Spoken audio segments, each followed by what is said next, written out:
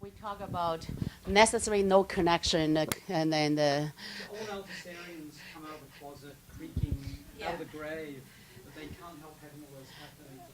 right. But I just can't help to think while watching this, and maybe just prepare you for focusing on China, because yesterday I was showing you the smiling curve. And the way that in this picture, it's all the U.S., right? You do see a picture of China, it's being assembly or plastic come there. But I just can't help but at least the two ways that's being connected. On the one hand, you have much of the stuff made in China. And yes, they are toxic, even literally, right? But then also the Chinese economy nowadays, I mentioned last time, the way that the Chinese money financed help to keep the U.S. currency the way it is, and also help the U.S. Buy U.S. government treasury bills. In a sense, make sure consumers can buy it at a very low credit rate. So there's China is helping this circle going, or this linear process going in multiple ways. And then you have the production, but also you actually have money flow in to make sure the U.S. government did not get bankrupt, so that it can continue to finance military expansions, but also continue to make sure our credit card rates are not going too high. The U.S. interest rate won't go too high. So I just can't help. And of course, in the last movie, we saw the migrants.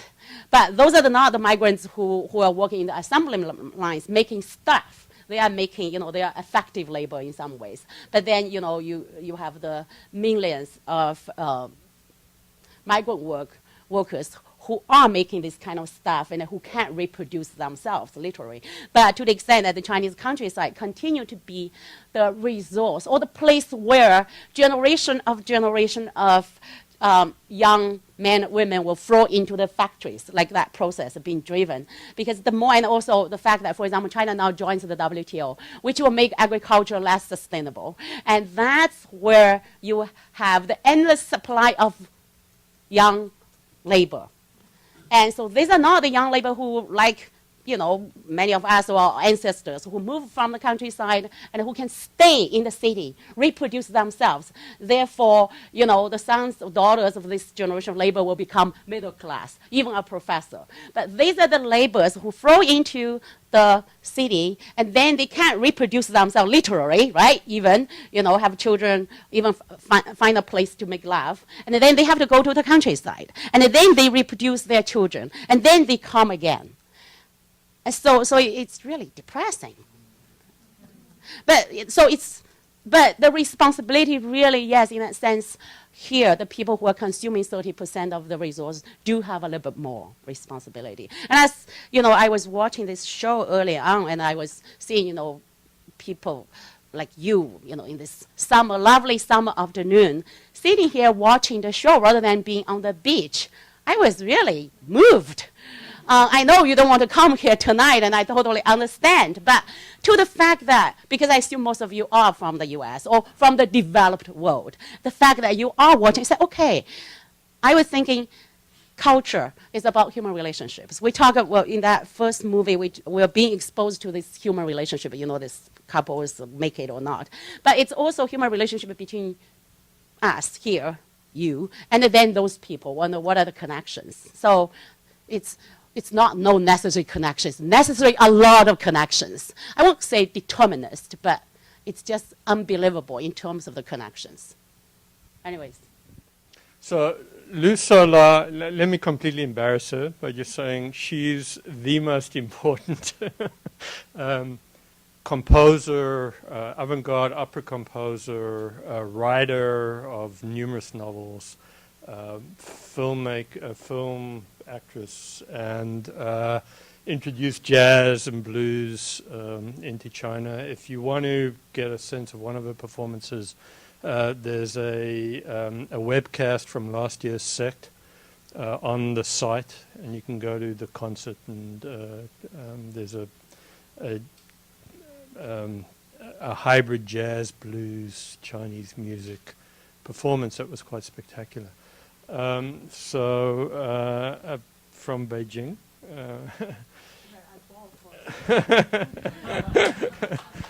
And Akbar Abbas is sitting in the back over there.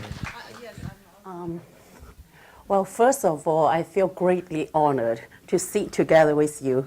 I heard about your name in the early 80s. So in a way, we have similar experience, but our experience is very different.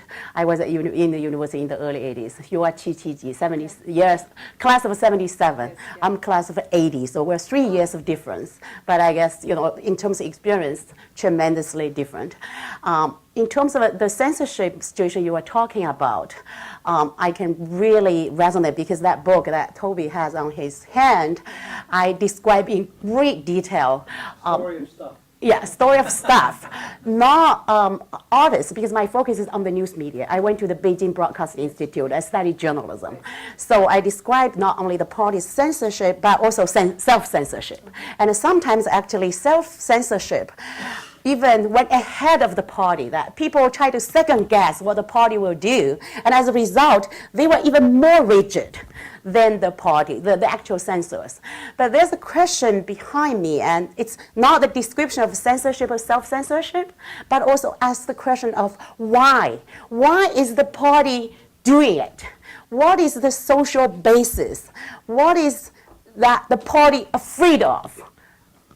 After all, this is a party that historically claimed to speak for the people. This is a party that historically is supposed to be revolutionary. This is a party that successfully led a revolution, established a people's republic. So what is the reason behind the censorship?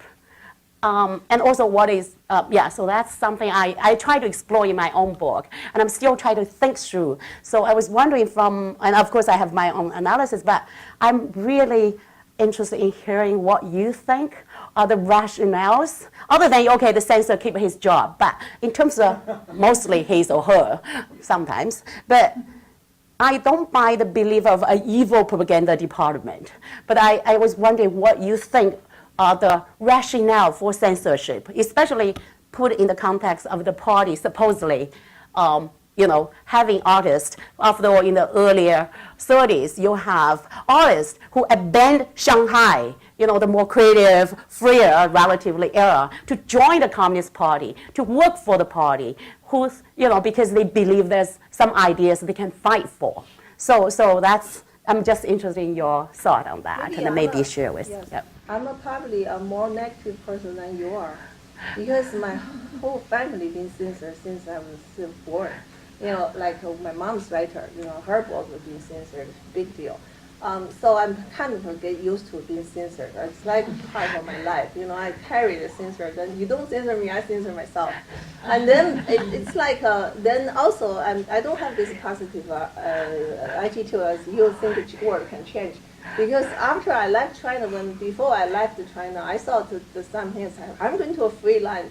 I left China, I find there's other kind of censorship, which is, one is of course political correct, that you all know about this one kind of foundation censorship to artists who are applying for grant. You have to cite some kind of a sentence, some kind of words to fit kind of a category. When you graduate, you would understand you graduate as a freelance artist when you are applying for grant, and you have to fit the category to cite exactly the grant you want to hear. And so that kind of censorship, because you don't know the language, you don't get money. You don't get money, you can't live. You die, you go to the street. That's very, very tough thing. That's one thing. That for me also one kind of a political censorship. And second thing is economic, business censorship. And like, can you sell your product? If you cannot get grant, can you sell? How much, what value you have? You don't have value. Okay, so for example, when I come out of China, my value was if I against China. And that's values, like political values, like say something about how bad your country. And I refuse to do that because I find that it's become a business value. It's not artistic value, not even a political value. It's kind of for another kind of propaganda, for go to a Western television to say yes, I come from that horrible place, then I become so valuable. That's my propaganda trip. And then I refuse to do that. So then I find actually everywhere the same. The whole world have all their valuable, so their political value and the economical value. It's all the same. So what we born with, I carry it. That's my idea. I'm negative, so I carry what I have to deal with it. Okay, that's very interesting because in my own case, actually, I started my work as academic in North America by exposing exactly like what you're saying. Yes, it's a different form of censorship, or different forms of control, or different forms of. So I have, like you, I have no illusions about America is the free land where you can express yourself freely, whereas China is not. So I really share with you. But still, I feel whether it's possible to think beyond this. We just saw this earlier on this story of stuff,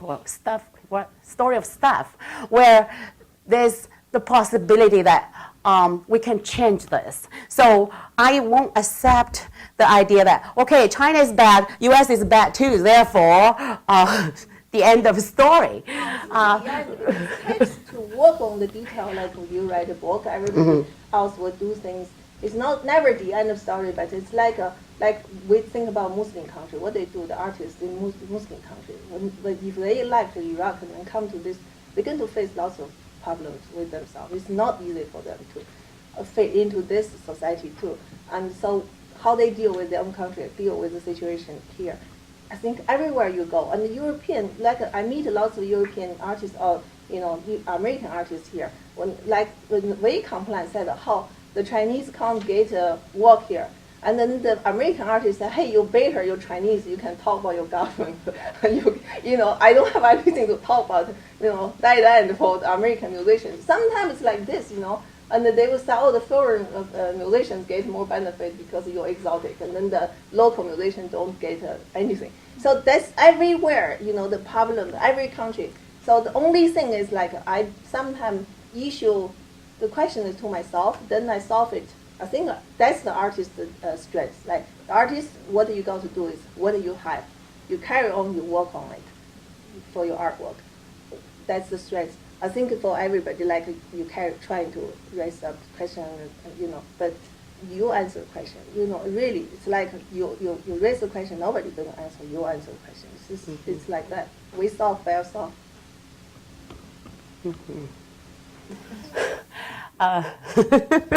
Yeah, certainly. I still, because in your discussion, in your saying that basically the world is flat in a sense, everywhere there's censorship, or the way they different places have different ways of expressing economic versus political, or more tight versus a liberal loosen up. But still, in my own experience of reading the Chinese history, there was this kind of utopian, at least in the Chinese Revolution, that historically, like I said earlier, how Shanghai artists in the 30s were being attracted by Yan'an, and how they think that they can create a new China where there's freedom. And it seems that, do you think that entire experience, not only just for the artists, but for the ordinary people, the low social classes, that itself is a utopian, so that there's no possibility of liberation or emancipation from that kind of repressive situation? So, I think become our argument now here. This is very complicated because, like, we talk about the 1930s, the communists. I remember the feminists very early happened in China, right? Then the most feminists become communists, and then the feminist movement kind of disappeared into communist movement. Right. And that's very confusing. They lost their autonomy. Yeah. Yeah. And also, the 1930s, I did some research on that group. I don't know if I directly answer your question. Yeah. No, I use 1930s as an example. That is, during the revolutionary period, where artists actually abandoned their notion of individual freedom, and so they joined the revolution and think that, in fighting for a new society where you can, liberate yourself. And of course, the revolution turned into a nightmare. But I was wondering whether, in the current context among the Chinese artists, how they revisit that experience and how they think about the possibility of changing the world rather than just adapt it. So, little things. The artists, they have sense because this period, 1930, the Chinese, this history. I don't know if which angle you want to look at, the political angle or the artistic angle. I don't know what you mean, because it's very complicated, because the artistic angle at that time, I think definitely, there's lots of things going on in 1930 Shanghai, but then also there's lots of argument for like traditional. Actually, in my new opera, I talk about this because, for example, Mao Zedong's wife Jiang Qing, and she hates Shanghai. Because of her own personal experience, and she hates Shanghai art scene. And she also thinks Mei Lanfang's movement is a diet beauty. Mei Lanfang, the very master, she thinks that is a diet beauty. So she very much hated, but she couldn't change it. That's why when she got power during the Cultural Revolution, he made the Peking opera completely new style. So if you look actually. This is good you mentioned, because you look at now this generation, younger than us, lots of Peking opera actresses now in China, they actually trained during the Cultural Revolution. So they actually forgot what's involved with the old-fashioned beauty of a Peking opera. They're more like still this what is the word, heroic? The heroic, So the revolutionary realism. Yes, they have this style. When I asked one of the famous actors, I said, well, I remember the old-fashioned style is the beauty is hidden, that you don't look at front. You always look at the ground, and then your shoulder, goes this way, your shoulder actually goes this way, and that's the Peking opera style, the beauty. And they said, no, we change it, because that's not beautiful. That's when she was told by her teacher, that's not beautiful, it should be completely changed. So it should be like healthy to represent our nation, is you look straight and your shoulder go flat, which is more Western way, so ballet. So this is the kind of like Jiang Qing contribution right. to the propaganda art. Yes, and actually talk about that, and I was keeping thinking about this definition of beauty, because the earlier critique of being obedient, this kind of way of beauty, is seen as obedient, as the sick women's Lin Daiyu type of beauty, whereas that kind of very this kind of beauty is supposedly representing the workers, the lower social class, and their sense of beauty. And so there is that. So in that sense, because you asked me whether you can separate art from politics, right, because you can't separate art from politics. You can't separate beauty from politics. Whose view of beauty, right? Right, and that become an issue, and then so it's very complicated in that sense. Yes. Yeah. I think you're right. Like this is actually the issue the Chinese artists should start to think about, to kind of alert, because in the artwork there's lots of traits. You can see that still because we haven't had a big this. We need some kind of discussion. Right, because I think so during the Cultural Revolution, or the entire revolution, the Cultural Revolution was taking this to extreme. That is the excessive politicization of art.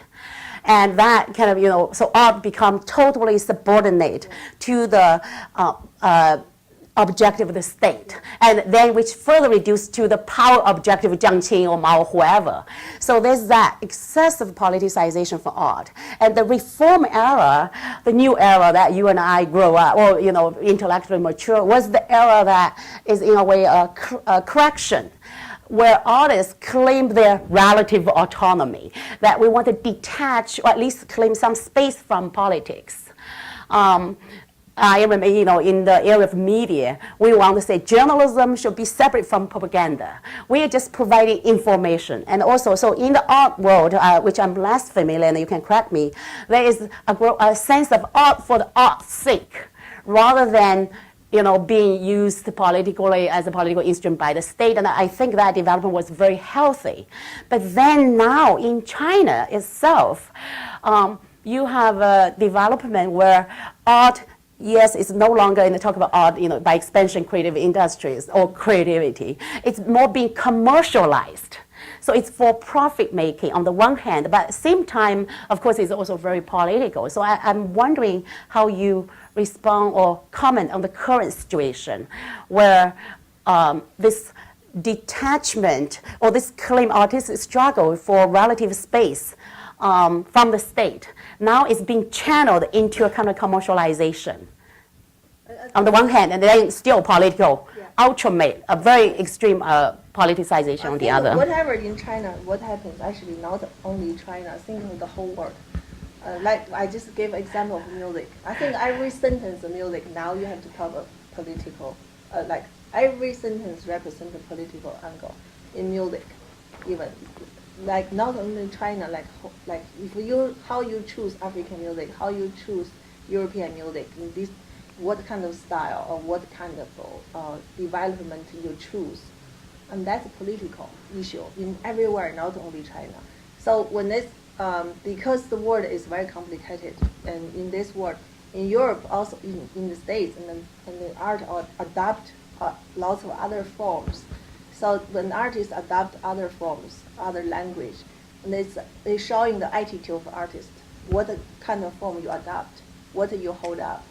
Like here, even this country, lots of musicians against when hip hop was just come out, not the hip hop now, it's very commercial.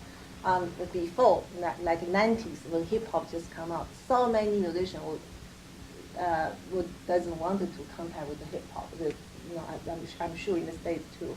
When hip hop was just from that black kids from the street, and there's so many musicians doesn't want to be part of it.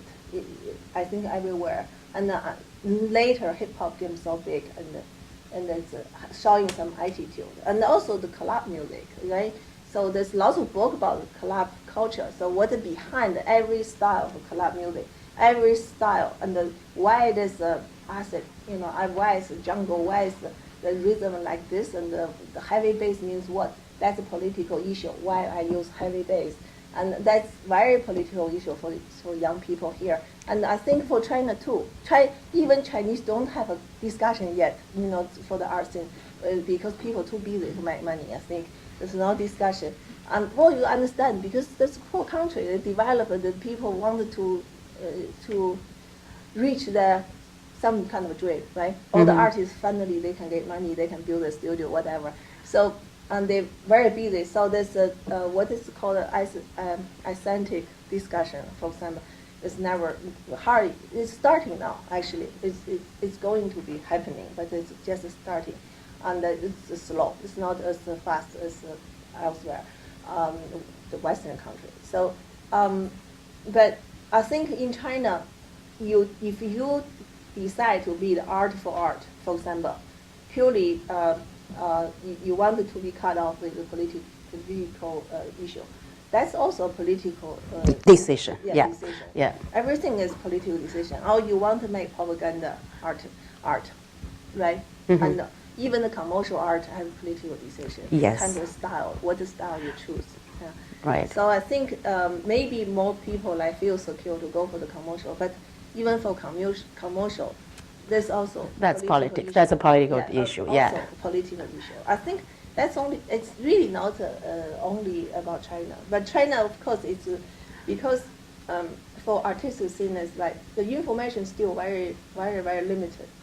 I just talk about music.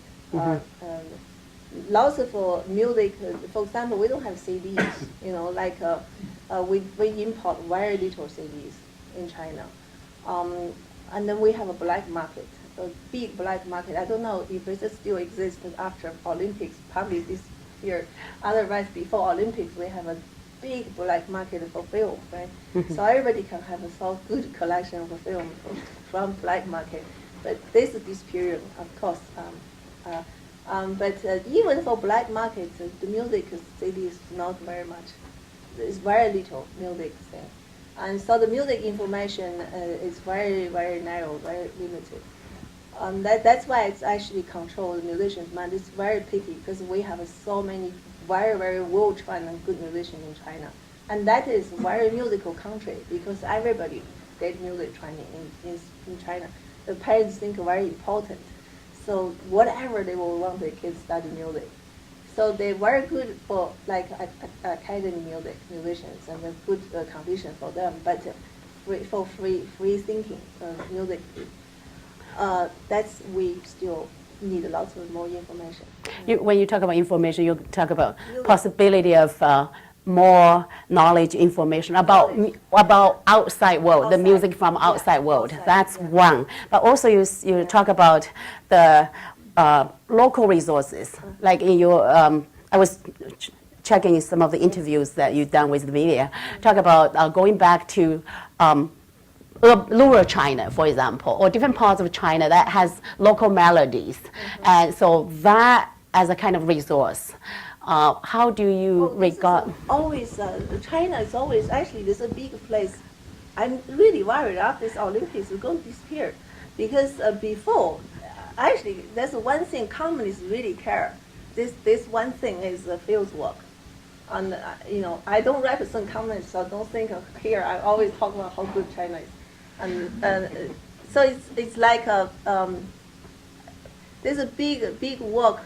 I think before 1949, a lot of artists and musicians, the early 20th century, they go to the field work to collect folk music.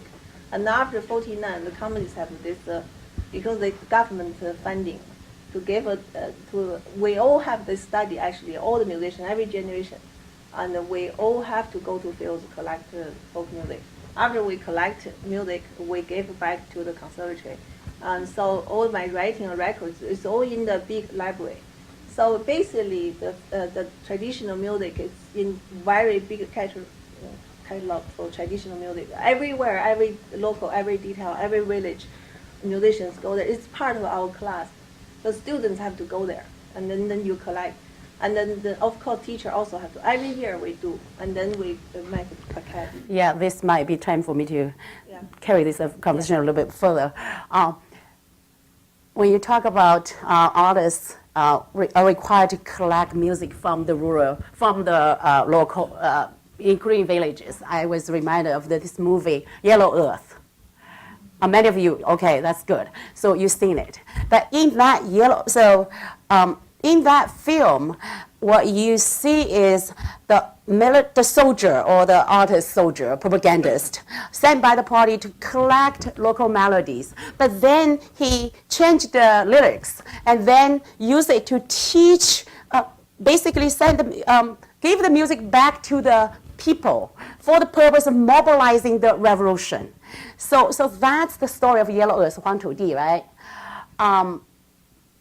Yeah, but so so in that situation, you have this loop in a way, the original raw material or local traditional culture, but it's, sometimes in the eyes of the party, it's not that uplifting. For them, in that movie, you have this original song that's talk about, the bride and they wet their bed. And that's how they sing it, right? They say the dragon came because this guy was wetting their bed. But so this party person collect that melody and then change into revolutionary content. But then this was taught back to the peasants to mobilize to revolution. So therefore you have this whole circle in the kind of Maoist propaganda policy from the masses to the masses, right? You gather raw material from the ordinary people because it resonates with them. And then you forge what actually, Toby or Kate, now I forgot, discuss what Gramsci terms, forge the national popular. And then so you mobilize the revolution. And that's the traditional party mode of literature or art, relationship between the people, the artists, and the party's revolution. And in your discussion, you talk about artists going to the country or countryside or everywhere else, and then you collect it, and then you have your collections in your office. What do you do with that? Does it go back to the people? What's your audience? The audience, sounds actually like a propaganda. Yes, no, I'm not sounding like propaganda. I'm trying to understand. But you Yeah. asked me what is the audience. That sentence is a propaganda sentence. Oh, okay. So when you no, I'm It's trying. people. No. I'm not talking about being advocate of the party's model. I'm trying to understand that model. You represent another kind of party. It sounds like that. No, I'm not actually. I'm neither party member, but I'm Who's the audience? That sentence.